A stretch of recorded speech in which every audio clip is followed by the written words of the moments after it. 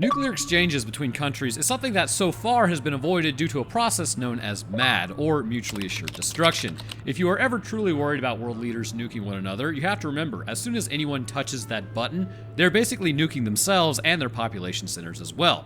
Due to this, for the last 80-ish years, nobody has really nuked anyone else after the conclusion of World War II. However, with tensions rising on this rock, it's one of those deals that, are humans smart enough to rise above ape brain and not be stupid for 3 seconds? Well, phrasing it that way, within our lifetime, we will actually see the outcome of that. Either we will be here, or we will be gone. Joy abound, thank you for watching. This brings us to today's topic also. In the Divide, the unthinkable actually happens. A major city within the US gets nuked hard. As people run to the basement and enter a bunker, they begin rapidly deteriorating within. As this happens, their symptoms become incongruent with acute radiation syndrome, and instead, it appears to be drifting in the direction of pathogen exposure. But what exactly is going on here? Well, let's discuss the breakdown of the human meat suit with violent levels of patriotism sprinkled throughout, depending on how you look at it. We kick off today's story with a person crying as a nuke hits. Ooh, looks fun. No time to cry about it right now. Get away from the glass, you fool. Running away, everyone then heads downstairs as the shockwave hits the building. The good news is, elsewhere on the planet, whoever just did that also is getting nuked in oblivion. Mutually assured destruction, baby! In fact, actually, we have nuclear subs all over the planet that do not surface for months and cannot really be tracked because they're super quiet. They could be anywhere, even in your own bathtub, and you'd never even know it. Retreating down to the depths of the basement, another guy then shuts out the rest of the group to their fates. Which may seem like a bummer, because you gotta be fast out in these streets, brother, but given about, what's gonna happen here, this is kind of a mercy. Speaking of, I actually used to talk to a nuclear engineer back in the day. I should probably hit her up on how to survive this. I'm sure she'd love to hear from me. Alright, so this is future Roanoke. I'm back. She said, step 1, don't get nuked. Step 2, don't call me again. I don't know how that's supposed to help you guys, but moving on. Sitting there breathing heavily. Is that Ethan Hawke? Seriously, is that Ethan Hawke? Their phones are completely useless as, they're in the basement and the whole place just got nuked, as then the lights turned on via a generator as one guy then starts smoking, which, yeah, go ahead and use up all that oxygen, very good. Taping up the doors, this is actually really smart. Radioactive dust is everywhere as he tells everyone to stay away from that door. And if you want to survive, you should listen to the guy smoking, wasting all the oxygen. As the whole place begins shifting, a collapse happens, seemingly landing on the guy who knew what was up. They're covered in dust, but it's from the inside. A building was coming down, which, I don't know, you probably shouldn't breathe in that dust anyways. Okay, so the quick question here is, how do you actually survive a nuclear blast? Well, believe it or not, it's mostly just based on luck. How far away were you? What's the nuclear yield? Is it dirty or relatively clean? And which way is the wind blowing? The reality is, if you are far enough away to not be deep fried extra crispy, but still in the blast radius, if you lay down and face the nuclear, explosion, your lungs and eardrums will hopefully not explode. But remember, you gotta actually lay down. And also, if you're upwind of it, it's maybe like a relatively small nuke and not a dirty nuke, meaning it drops a crazy amount of radiation, you might be relatively okay. The other side is, if your skin falls off, you're screwed. So essentially go low into a building, tape up the exits if you can to keep out the radioactive dust, fill a bathtub or some sort of container with water, and get ready to sit there for a while. It'll take about 2 to 3 weeks for the radiation levels to subside to a manageable level, and if you're trapped outside as the fallout starts to drop, get inside, take a shower if possible, and remember to wash yourself with soap, hair included, but do not use conditioner as it locks in the radioactive dust into the hair, which is not great. After that, bag your clothes and then throw them into a room that you will not be entering, like possibly the garage. It's a physical contamination issue, not just like a mystical, energetic one. Anyhow, after that, be prepared to sit for a while and hope the rest of the country isn't in shambles so that you can actually, get some help. Moving on. So they sit and talk about how it was a nuke, no kidding brother, and apparently building owner was going to build a bunker but got caught just like everyone else. Walking further down into the basement, yes, I see, this is intentionally built as a bunker. This is the one he was building. One guy immediately goes in there and then uses the facilities. The offspring is hungry as then they begin eating through his stores of food. Also, if you didn't plan for this many people, you're totally boned. Of course, in reality, it depends on what sort of nuke was set off once again, as they are not all created equal in terms of lingering radiation issues as mentioned. But what you do need to know is it takes a little while for any rescue to be mobilized because levels have to go down, but we'll kind of get to that later on. So smoking like a haystack on fire, they keep asking when they should leave, as the building owner says, when he says so. Okay, so here's like a question I have. Why don't you just give a time frame? This is how easy it is. Yeah, bro, 2 to 3 weeks for initial levels to subside, then we can open that door. That's it. That's all you have to say. It's the concept of sailors going down with a ship. If they were able to get contact and no rescue was coming in about 4 hours, they could probably swim for about 4 hours. But if they don't know any help is coming, they typically drown within 30 minutes of swimming. So because of this complete lack of information, a stupid fight almost breaks out as building owner then talks about if the dust gets in here, everyone is majorly screwed as another building begins to fall. Might actually just be majorly screwed anyhow. If a building falls on that, you're probably just gonna starve down there. But you know how to prevent yourself from being majorly screwed online? With today's sponsor, Incogni. But first, this episode is sponsored by Incogni. Go to incogni.com/Roanoke and use code Roanoke for 60% off. Incogni helps wipe yourself from the internet completely. They can't harm you if they can't find you. Click the link below and claim your 60% off to get your personal data off the market. You know what's happening right now? As you sit here listening to me, thousands of companies are collecting, aggregating, and trading your personal data without you even knowing it. Nerd! How does that work? Well, let's say that you signed up for a newsletter using your email. Boom! It gets hacked. Your email ends up being sold, and now you're getting emails about how you should buy a certain pair of socks. Or probably the way that you actually care, which is more nefarious. Let's say a hack of a website happens where your personal details are then leaked. Scammers grab this info, turning into criminal behavior such as opening credit lines, filing tax returns, and even committing crimes in your names, which is a nightmare to deal with. Crimes like stalking and harassing, for instance. Your home address can be exposed, phone numbers also exposed, employers, where you're working, your list of fears from second grade, all that is now out there. Well, Incogni does the dirty work for you by finding these data brokers and putting in a legally binding request to remove that data. And it might just sound like, oh, well, it's just a request. No, these companies get shut down if they do not delete your information. It is for real out here. And now, Incogni has an unlimited plan and family unlimited plans. With these, you can point to any search site or website where your personal information is visible, and then Incogni's privacy agent will take care of the rest. So if you're ready to take back your personal data today, then go to incogni.com/Roanoke and use code Roanoke to get 60% off.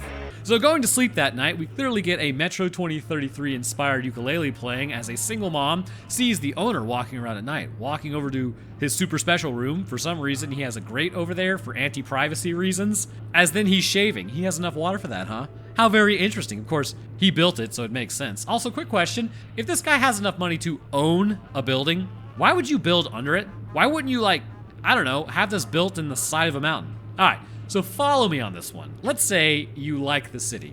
Okay, great. What are the odds your bunker would even be accessible to you if a nuke goes off? Sure, this time it was, but you'd probably be in the city walking around. Second, this guy strikes me way more as a prepper, so why be in the city, a target for nukes in the first place? Building owner is absolutely unhinged. He should have listened to me. Single mom then talks to some guy named Sam as she kept his phone number as he loves her and she loves him. Ah. Bro is definitely dying, by the way. Eating more beans the next day, this air has got to be straight toxic. It's all smoking and farting as the youngling then talks about how she's going to die. I've also confused Eva with the single mother, my mistake. Boy Toy keeps complaining about eating beans as building owner then crashes out about it. Okay, actually, I'm on the building owner side at this point. Eurobro then yells at building owner as he starts crashing out, as then building owner just sort of smacks him in the face. Man, this whole group is like super ungrateful for the help they're getting. Ethan Hawke hasn't really done anything as he keeps smoking, and hearing something large outside the door, Euroman yells as they can hear tapping on said door. A plasma cutter then fires up as someone is trying to get through it. The door opens as a flare is thrown in. Building owner then backs up as group enters, contaminating the whole area with radioactive dust as they ask what's going on. Broham gets hit as they grab the youngling and then check her throat and inject her with something. Sealing her up, single mom then makes a break for it as the group then starts firing on everyone. Going to escape, well, this has gone completely sideways. What is the purpose of what you guys are doing right now exactly? Well, I have an idea, and it'll actually explain this movie perfectly. I'm not gonna brag. I do know exactly what's going on with this. So searching the plastic-covered areas, Eva is pretty much immediately found as one of the survivors then comes around the corner and smacks him with a lead pipe. Now it becomes about handling your own personal beef with soldier boys over here via CQC style. Also, building owner straight up noob tubes one guy in the back, like point blank. Good lord, that has got to be loud. Having subdued whatever these guys are, they get the door locked as Dennis seems to have gotten shot in the shoulder. Ouchies. Also, those force multipliers look stupid as all get out. Why are they stark white? Well, I have another idea on why this is the case, and it's so stupid, it works. It's completely intentional, and the fact that it exists proves itself. Single mom is crashing out as her daughter got grabbed, as then they patch up Dennis. Eva then asks where Sam is. Well, he was standing there when a guy was noob tubed. Finding him covered in blood, all he can hear is eeeeee pee after that experience because it was a noob tube fired in a very enclosed area. She then asks if he's okay. He doesn't answer because he's deaf. But oh yeah, also watching a man blow up shouldn't cause any issues whatsoever. As stable as the day he was born. Now let me just pick these teeth out of my hair. Pulling off the soldiers' biohazard suits. It's a bit of a concerning process there. It's not a radiation suit is all I'm saying. They then pull off his helmet and find his brains have been liquefied. Pulling back his mask, Single Mom is going ham on the tape on the door to escape. Pretty valid crash out if I'm being serious. Wrapping up the soldiers, well, let's do the math here. The average body contains about 125,000 to 145,000 calories. Looks like maybe they had 5 bodies, so let's average it out to about 135,000 calories. That gives you 675,000 calories, which at the standard 2,000 calories needed per day for 9 people, or per day per 9 people per person. Wow, English hard. If you ate just them, that is now 37.5 days of meat. Or if you continue to supplement it with around 800 calories of beans, and considering you shouldn't be doing much, let's lower the daily caloric intake to around 1,600 calories needed. If you could store meat, that's probably about 94 days of food using only half your stores. Look, I'm not saying it's great, but let's talk about the hypothalamus as well as some ghrelin. So here's the thing. Cannibalism is a last resort for most people, but it is biologically wired into your survival. I always like to mention this because I'm a man of many timelines, but once upon a time, which is nothing compared to some people, but it's my own personal experience, so don't be a dork about it, I had to go several days without food and a high level of physical output. I ended up getting hungry, obviously, as you might imagine, and I ended up eating just raw chicken liver. Healthy? No. Could it have caused issues? Absolutely. But the point is, what I find disgusting now, my brain deemed caloric intake at a certain point in time important enough to shut off the disgust factor. This is how the hypothalamus actually works. When you become hungry enough, and I will name another example here in a second that most people have probably experienced, the hypothalamus then downregulates. By doing this, more caloric sources become available to you, or viable to you at least, so you don't throw up at the thought of the action. This is how cannibalism can persist in emergency situations. By neurons not communicating due to hunger besetting your meat suit, the brain will basically put anything on the table figuratively and literally. This same process actually takes place when you're hooking up, believe it or not. Like, have you ever made a move on someone and then you wake up the next morning and the bruh sound effect plays like 10 times in your head? This is a reproductive strategy. See, back in the day, nobody showered. Nobody really had access to modern amenities after the morning time, so imagine what that must have been like. Pretty gross, but this is the nature of things. Your brain will actively turn off the disgust factor so that you can get laid. That's why, arguably, to those who know, you can do some pretty wild stuff in the moment only to look back and wonder what possessed you. It was your brain, downregulating the hypothalamus. Mainly because it wanted to reproduce. Now, ghrelin comes into play with physical hunger to alert the brain that you're hungry, and at first, the brain may find it hard to ignore, but eventually the body will use its own fat stores, which then ghrelin will kind of taper off to keep you alive. But to this end, it's all great and well and good and blah, blah, blah, but eventually the urge will come back stronger to eat, and when that happens, that's when the hypothalamus responds the way that it does. And now you know, you would probably eat a person if you've ever done some questionable things in the bedroom with hopefully a person that you love. And that's how it works. So back to the movie. So hilariously, nobody listens to me as everyone is on half rations and they didn't eat the soldiers. Brother! On the radio, the sweeps are apparently finishing up as it's in an American accent. Building owner then goes back to his room as he rages about this, and Ethan Hawke is wasting beans as he laughs. He laughs about how Marilyn may or may not have been fed yet. Yeah, these dude bros kind of suck. But don't worry your pretty striped head. They will suck worse later. In the hierarchy, you got 2 douchebags and a weak Euro dude. Where's the actual cool guy to counter this nonsense? Remember, strength can be bad or good. There's really no delineation. It's your choice and how you want to use it. Be strong and good. Suffer not the evil of others. Single Mom is crashing out in the bathroom as Ethan Hawke comes in and then throws her a towel. A plan is now devised. Put on the suit and then head out there to see what's happening. The air is already contaminated anyhow, so smoke him if you got him. Building owner then says he's not going to like what he finds. Yeah, no kidding, bro. Granted, building owner seems to know that something is going on that nobody else does, which is fairly interesting. Suiting him up in a suit that most definitely hasn't been breached by the entire battle earlier, Marilyn then comes out telling him to promise her that she will bring back her little girl. Except he will bring back her little girl. Sister, your daughter is somewhere like hundreds of miles away at this point. Probably. Opening the door, it's been plastic tubed, which stage. That is not ideal. How could they have already done this in that time frame? Bit strange, isn't it?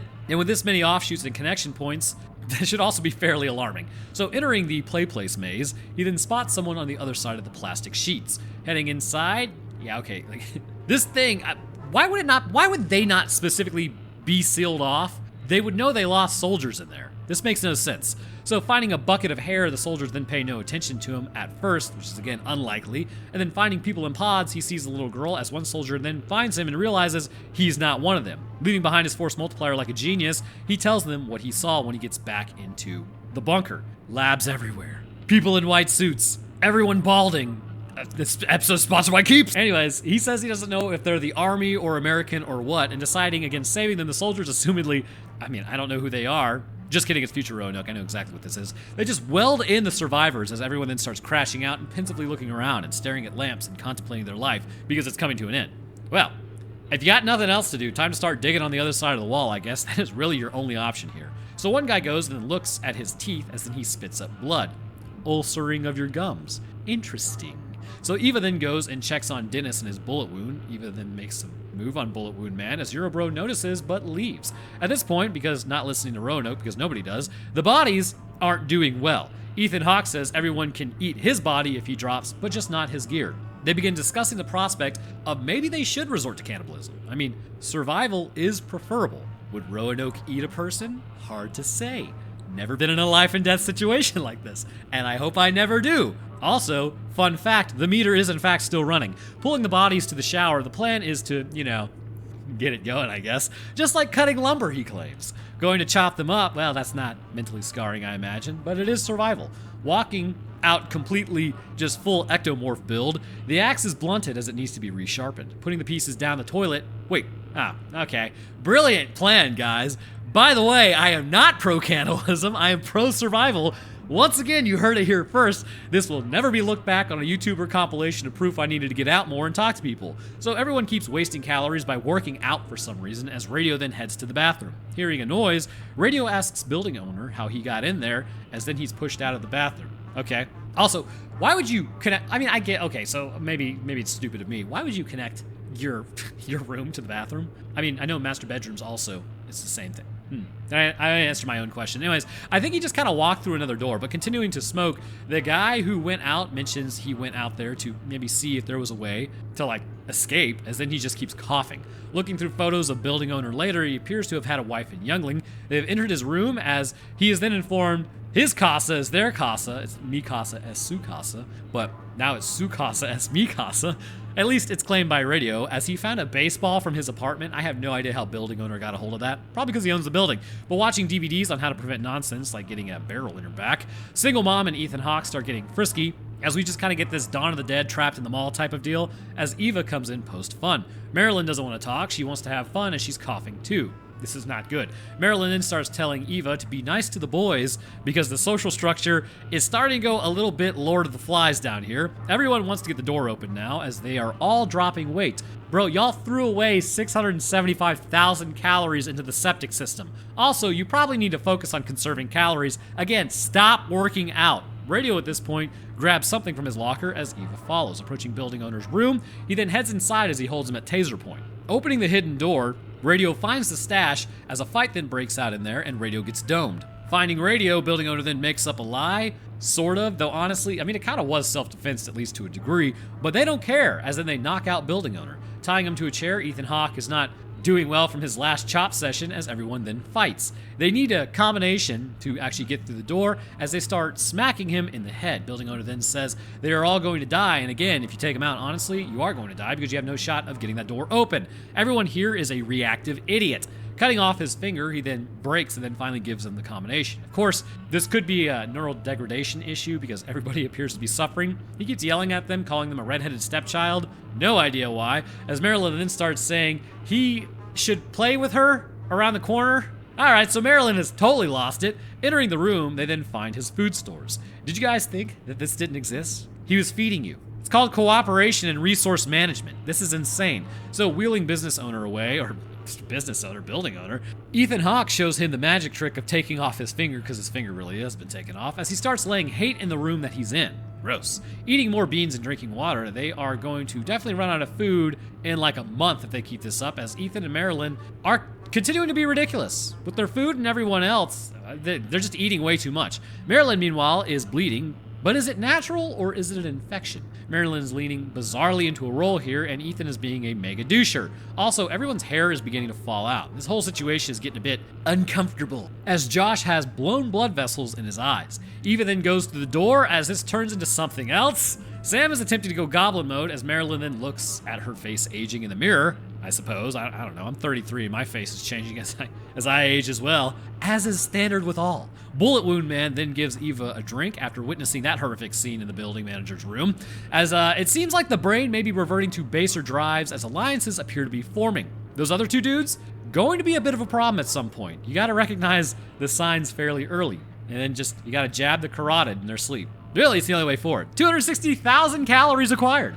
So building owner then crashes out about having more fingers for them to get, but they already have the codes, so it's not like it really matters, as Marilyn ain't looking so hot. Ethan Hawke and old Joshy come out as Bullet Wound then grabs Eva to prevent her from going that way, as then she punches his bullet wound.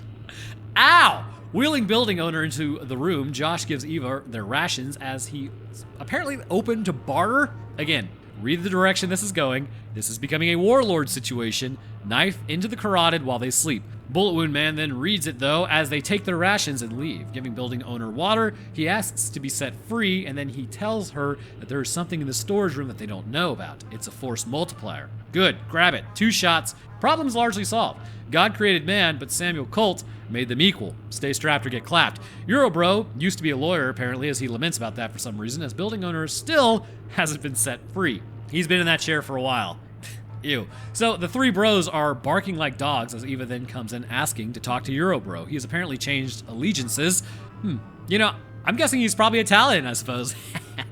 World War II and World War I. Whoa. As Marilyn is just kind of zoning out in the corner, they invite Eva in. Don't do that. In giving her a drink, they ask her truth or dare. They will play for food and water. She chooses truth as they ask if she still loves Eurobro, and she says, yeah, I love him. Then she asks if he enjoyed torturing building owner, as he says, no, I didn't. Eurobro accepting dare, then he's told to go cut up Radio's body, which making Eurobro angry, he goes in there to do it, but yes, the trauma and whatnot basically indicates that he can't, as Bullet Wound now comes in, and Eva instead goes to chop up Radio. Eurobro then looks at her because he wasn't able to do it, as Josh coughs in the bathroom and continues to drink, which he may just have horrific gastric reflux at this point, I don't know.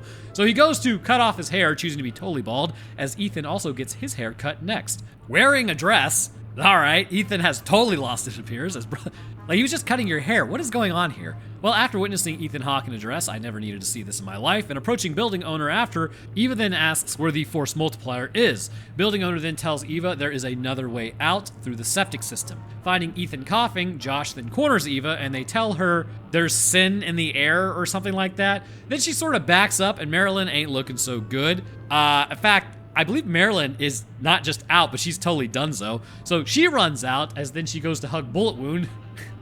Okay, remember punching his bullet wound earlier? Thanks for that. Also, Eva's hair is starting to fall out as well, but that could just be the stress. Ethan then comes out saying the batteries are supposed to be charged, as they apparently just died, which I think they kind of keep it running by the bike that they had earlier. So Eva now runs off to go get the handheld, as she's told by Ethan the store is closed. So pretending to make a move on him, they sort of make out. Congrats, you are now infected. And she says, not here, as she tells him to come with her. Did I say Ethan? I meant old Joshy. Why am I mixing up these? Everybody looks similar in this light.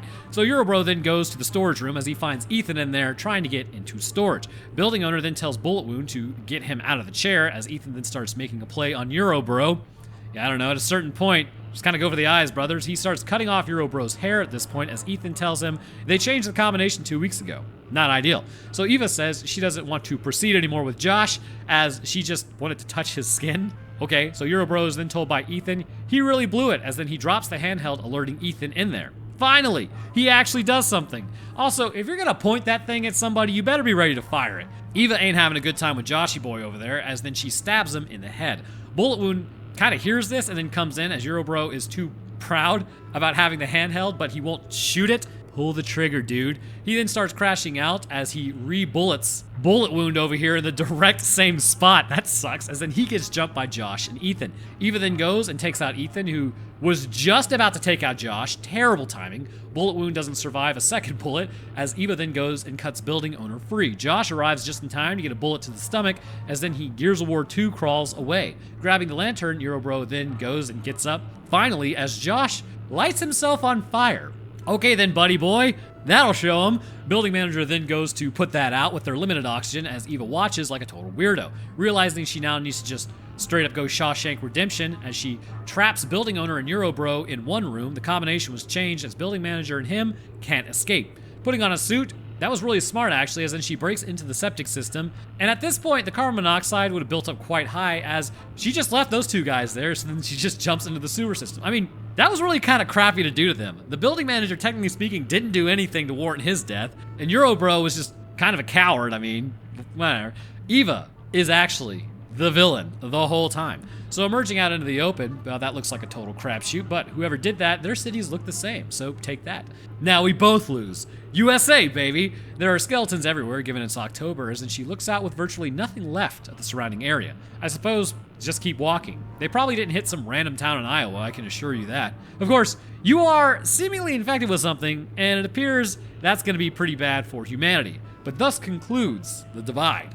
Hello and welcome to the science portion, you giant nerd. Judging by the click-off rate at this point, that appears rather prevalent sometimes when it comes to these videos. Only the real ones stick around, so if you've already left, you're not a real one, and you don't even know you're not a real one, so you fall in the 97% of what you don't know that you don't know. Why am I still talking to you? You're not here. Anyhow, so here's the plan. I'm not going to blue ball you on this, so I think the place that we should start is what is actually going on as... I mean, I guess that's more of a synopsis than anything else, and then we can kind of move into the symptomatic presentation, as that will give us a better understanding as to why this kind of just turned out to be a massive issue. A bit of a detraction from how I normally structure these things, but sometimes I feel way YouTuber-y when I hold off until discussing things to like the very end. So let's take a look at a few context clues here to make some assumptions, which, as you know what they say, it only makes an ass of you. I am nowhere to be found on that venture or equation. First, the nukes appear to arrive without any warning whatsoever. Bit strange, isn't it? Our nuclear detection systems were actually even better back then because we didn't have hypersonic missiles yet. So the fact that there were no warnings and everyone was caught completely off guard indicates to me that this attack may not have been a foreign issue. Ah, you very likely see where I'm going with this. Don't spoil it, you giant dork. Anyhow, the next thing that we need to look at is the response time of the soldiers who were in the area. It was stated that they had American accents, which means, you guessed it, they were probably American. Now, it wouldn't be strange for the military to respond in kind when a nuclear attack happens, but the speed at which they did this is a bit strange. It's impossible to know how much time actually passed, but judging by the amount of beans that were eaten and how everyone is losing weight now, I'm gonna go ahead and say it has probably been about maybe 2 to 3 weeks. Not too much time, but enough for the radiation levels to drop enough so that the suits could be viable when entering this area. Next, take a look at the plastic tubing. This material had already been brought up and connected to all these areas apparently, where they would have needed it as they were connecting to, I guess, other areas where people may have been hiding. This means materials had to be brought in from elsewhere through the radiation-laden landscape. Along with this, materials had to be mobilized, such as the suits and force multipliers, which is indicative that there was something beyond just radiation out there. So if you look at the actual suits and force multipliers, one thing should be obvious about it: the intentional sterile white coating. The question is, why? While yes, white reflects better in radioactive environments apparently, it also reflects UV radiation, allowing for less shadows to exist on the suits and on the handhelds, meaning sterilization techniques are bolstered.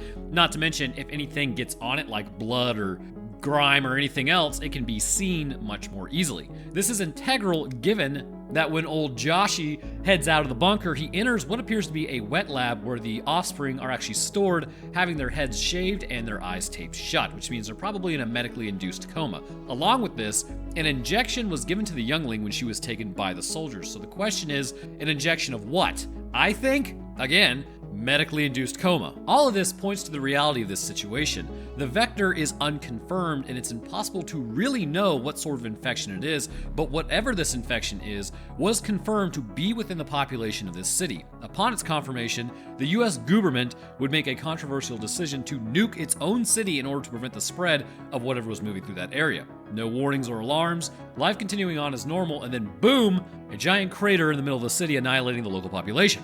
Outside of the immediate blast zone, where most people would have likely survived, soldiers would be sent in to essentially see if anything was salvageable concerning its citizens. However, what we are looking at here is some sort of illness that the adults already had, or possibly already had, at least, most of the population, but the younglings may not immediately meet their end, or possibly they were attempting to save them, maybe if their immune response was not as strong to whatever the issue was. So let's set the actual timeline here, given the infection process. When everyone first gets in there, they appear to be fine. Maybe there's a few douchers amongst them, but overall, not too bad. As time persists, though, there are a few scuffles concerning what should be done and where they should go, but ultimately, to me, it really doesn't seem outside of the norm of anything other than just dealing with the imagined apocalypse that they were in.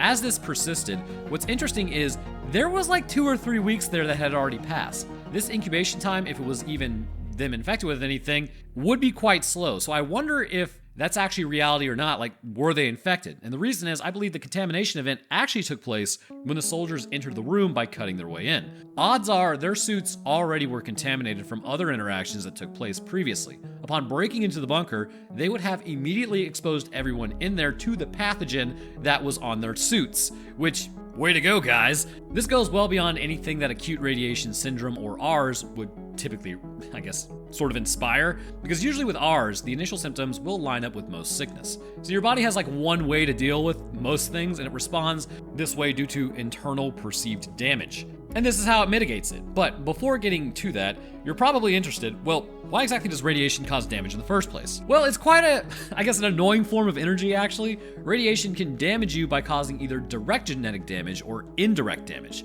When a radioactive particle strikes the genome's backbone, it will actually break it, causing that DNA strand to actually split in half. Now, the body has a way to correct this through repair mechanisms, such as using DNA ligase to fuse the ends back together. But a lot of times, this doesn't actually work if the damage is too great, which, if it is too great, hopefully this causes apoptosis of the cell. In a lot of cases, though, the cell will not destroy itself, and critical genes such as the p51 gene, which is the tumor suppression gene, are broken, which then can lead to the cell becoming cancerous, which is why it is so prevalent after radiation exposure. The other way is more concerning, and that is indirect damage. As radiation moves through your body, it is an energy after all, and it will begin heating the actual water of your cells beyond a certain limit. Now, it won't overall heat up your body unless you are just in a really hot area, and this is actually why they call it hot, by the way. It physically will provide warmth, technically speaking. Actually, I did an entire episode over the Fallout franchise discussing why ghouls actually feel cold within areas that don't have radiation.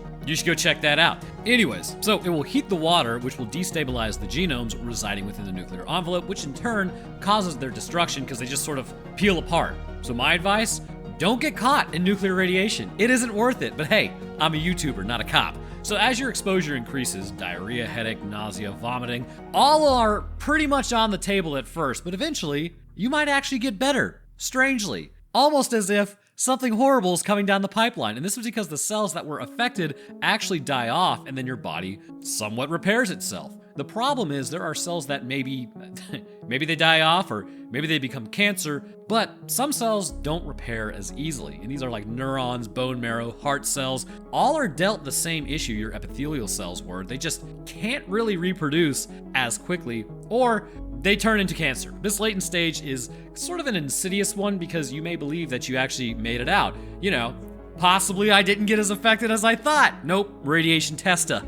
It is an old meme, but it checks out. Really, the only way you can technically survive, like say bone marrow if it's affected, is to destroy all of your bone marrow and then do a transplant in a lot of cases. Otherwise, you get bone cancer. But if your brain was affected at high doses, just put your head between your legs and kiss your butt goodbye, Demon Core style, because that's probably what's gonna happen. So everyone down there, even exposed possibly to just the radioactive dust, that does not have congruent symptoms entirely. Now, I won't sit here and say, oh yeah, this is totally a pathogen or totally radiation, because the fact is, once that door was opened, they got double screwed. What we are seeing is kind of maybe the more immediate effects of radiation exposure taking place, like the hair loss, potentially hair loss. The burst blood vessels in the eye could also be indicative of this. But mental degradation, maybe to a degree, but it would need a lot more radiation exposure. And what was really strange about all this is it cannot be discounted that everyone here should be on the same timeline, and yet they're not. They were all standing in that room with one another in close proximity when they were exposed, yet their symptoms from radiation exposure alone does not progress the same. And you may be thinking, well, maybe individuals are just built different. No. And for that, let's take a look at what the Demon Corps actually did to a bunch of scientists, because that's important. For all those who don't know, the Demon Corps was essentially an experiment that took place in the early days of understanding nuclear sciences. We had already dropped the nukes. This 14-pound in the Lord's units, or 6.2 kilogram, I know, it grosses me out to use metric. This was composed of plutonium and gallium. And this would have been the third atomic bomb, but instead, because the war ended after just 2, it was used for experiments where they would engage in a process known as tickling the dragon's tail. Sounds great, guys. Physicist Louis Slotin was engaging in a criticality test where he used a screwdriver to keep the beryllium hemispheres apart around the core. The screwdriver then slipped, allowing for the hemispheres to close completely for just a fraction of a second, and that was it. A burst of radiation blasted through the entire room. He got the sphere top off almost immediately, but it was too late. He was quoted as essentially sitting down saying, well, that's it, and then started throwing up, had burns, and then went into neurological decline and died 9 days later. Other scientists in the room received dangerous doses, which would then later present as cancer. So basically, this stuff is for real. There are 3 things that scare me in life: prions, radiation, and women. Moving on, I'm not going to elaborate. So realistically, everyone in that room was dealing with the same level of radiation exposure due to the seal being broken on the door, but then the question would arise,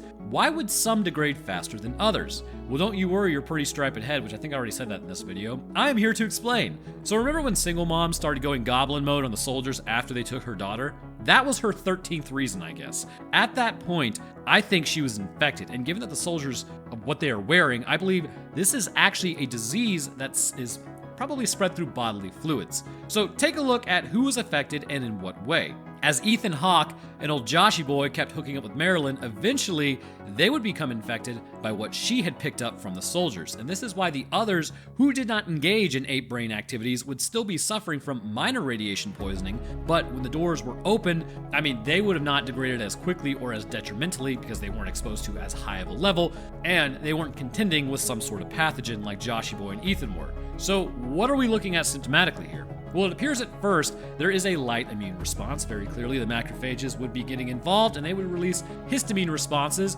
in order to deal with the pathogen. Coughing seems to be fairly standard at first, which means likely whatever this is may have several entry points into the body, possibly becoming slightly airborne through saliva droplets during a coughing fit or through bodily fluids exchanged elsewhere. This is likely a double vector to this end, at least how it gets out of the body. Really, all the fluids are contaminated, which means saliva is actually contaminated. Could it be rabies? No, I don't believe it is. There's not enough lethargy. Aggression does increase as we have seen, but yeah, I don't think it's really rabies. Mostly just delusions. I know, you're crushed just as bad as I am on that front, but don't worry, guys. Rabies will make a comeback at some point. Once again, I swear this is like every House episode where it's claimed to be lupus, and it's never lupus. This is just Roanoke Gaming being like, it's rabies. It's never rabies. So let's take a look at the symptoms because it's one of humanity's greatest ops, making a comeback, which, as you might imagine, completely blows. As we look at Josh, Marilyn, and Ethan Hawke, who, I'm gonna be 100% real with you, I didn't even learn his name in the movie. It's just Ethan Hawke. I don't even know if this is Ethan Hawke. Anyways, we see their symptoms progress rapidly in that 2-week range as mentioned. Ulcers will begin to appear in the mouth, which leads to bleeding, as we have seen, because they keep coughing it up in the sink. Along with that, hair loss and blown blood vessels within the eyes, and eventually neural decline will begin, which in turn leads to an increase in aggression and paranoia. So the question becomes, what really lines up with this? To me, the most accurate type of disease that would cause this would have to have been weaponized very clearly, which, if you aren't aware, every first world country does this. It's quite literally human nature to FAFO. We really need to stop, but I'm gonna be real with you. As long as certain groups point at another group and say, well, they're doing it, we're never gonna stop. It's not great. Anyways, what this looks like to me is actually an unintentional release of something from a lab. This is outside of the established canon of the movie, obviously, but once the government realized it, they were so freaked out by it spreading, they would nuke their own people in order to prevent it from getting further outside of the city limits. So, what are we looking at? Basically a Raccoon City event. 100%. The only reason we even created vaccines also in the first place, which was an altered form of smallpox, is kind of like what's going on here. Trust me, it relates. So what is smallpox? This disease used to ravage the human race with horrific regularity. Mostly Europe and Asia really, but these pox marks would appear, not unlike chickenpox, but more aggressive, which would then leave scarring on the skin, lifelong dysfunctions and deformities, and in a lot of cases, it was just straight up stacking bodies. When smallpox was brought over to North and South America, it resulted in entire peoples just being absolutely annihilated and civilizations disappearing overnight due to having no immunity to it. The reality is, it had been around for so long in Europe and Asia that the people who were left and surviving could possibly deal with the infection and then move on, or they would die. Even lines let's say your grandpa was not immune to it, but could handle it, and then your dad could handle it, and your mom could handle it, and then you die. That's what smallpox did. But in both cases, it left only those who were able to contend with the infection to reproduce, as is standard with evolution and adaptation. It was noted, though, one day by Edward Jenner, the father of vaccines, that milkmaids who contracted cowpox first, which was mild in cows but could spread to humans, seemed outright immune to smallpox. A young boy was inoculated with cowpox and then exposed to smallpox, but didn't contract it. A hell of a gamble there, but it paid off. It became known that if you vaccinated with cowpox, then you really wouldn't contract smallpox, and the fact is cowpox would leave a little bit of a scar where you were inoculated, but it was not that big of a deal. So this set forth a revolution in medicine for humanity, which leads us to where we are today. Smallpox has been absolutely eradicated from humanity, but that does not mean that it's completely gone. It is theorized that there are stores of it, and in reality, that's a good thing, believe it or not, because if it does come back, vaccines can be rapidly made to counter it before it becomes a real issue for humans. The only downside of that is, some loser is going to absolutely attempt to weaponize it, which is where the divide comes into play. So here's how I believe it looks using smallpox as a foundation. Clearly, it was altered in some capacity to spread more rapidly. The incubation time appears to be around 2 weeks or so, which actually puts it directly in line with the normal incubation time for smallpox. And once the fluids on the suits came into contact with the non-infected, it would immediately spread amongst the group. Maryland was infected first, and as it continued, instead of creating pox like it usually would, it appears to just attack internally, resulting in something known as vascular fragility, which we already know smallpox can cause. At this point, it would continue to build up within the bodies of Ethan, Josh, and Marilyn, where it would overwhelm the immune system, as we have seen, until eventually Marilyn just straight up dropped. By that point, Josh and Ethan are having full-blown immune responses, but they're kind of running a bit thin also because, let's put it this way, their resources inside of the bunker are not exactly amazing for being exposed to smallpox. So hair loss is actually common sometimes, as follicles can be targeted. Ulceration of the mouth is incredibly common. Pallor skin, sweating, all signs of an immune response, and elevated body temperature. But the only thing missing is the actual pox. But this was likely gain of function out of it so that it was not as easily identified by those who would basically be having it used against them, is the best way to put it. So as the infection took deeper root, it appears, given the fear the government showed and the pushing for nuclear options rather than quarantining, this infection likely has a very high mortality rate, and the issue is humanity has no immunity to it. All of mankind at this point is basically North and South America when the Europeans showed up, which is, as you might guess, not an ideal situation. And given enough time, it's likely that Ethan and Josh would have already met their ends because they were in their death throes, so to speak, because of the vascular fragility, and as that continued, the blood vessels in their eyes are showing what's happening within the brain as well. Blood vessels were beginning to leak everywhere, and areas of the brain would likely not be receiving enough blood. This in turn would begin to cause areas of the brain to necrose over time, leading to the mental decline noted and the fallback on instinctual drives rather than cognitive rational thinking. As it continued, eventually their blood pressure would continue to drop further, which is already being shown by their skin not being properly perfused and turning a grayish blue color. The brain is experiencing the same thing. This would have either caused a massive stroke, or they would have just laid down and not got back up, falling asleep, drifting into a coma, and then flatlining. Now the question is, why did they take the younglings? I think, honestly, You have to remember the immune systems of offspring are actually different than the immune systems of adults, and the way in which they react is going to be different. So possibly, I think what they were looking for is if you put them in a medically induced coma, and then I believe those pods are actually keeping them colder, it would, I guess for all intents and purposes, slow down the progression of the disease so that it could be studied, and on top of that, hopefully these people could be saved. Now, why are they, I don't know, cutting off their hair?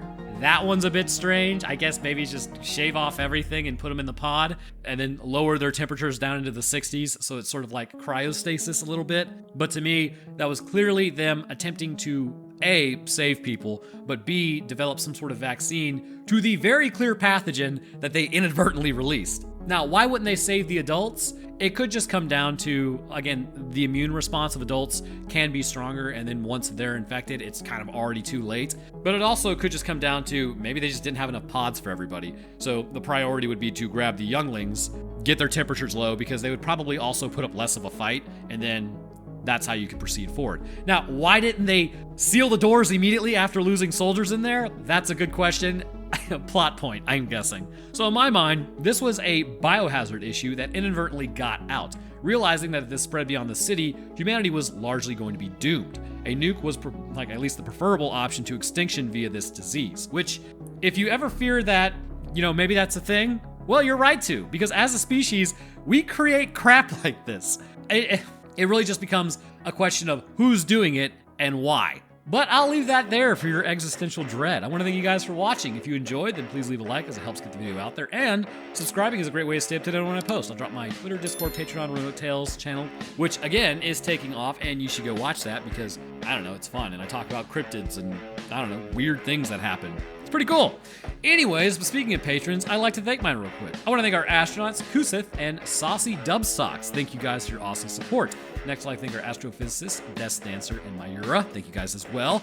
And also, I'd like to thank our scientists, Stutz, Frank Shaftcrank, I Actually Love Electric Cars and the Anglerfish, Metric System, Invictus Echo, and Official Texan. Thank you guys as well. And the rest of my patrons, you guys are absolute ballers. I do appreciate your support. It goes a long way towards helping out, so thank you. But all right, that's going to do it for me. I hope everyone enjoyed, and we'll see y'all in the next one.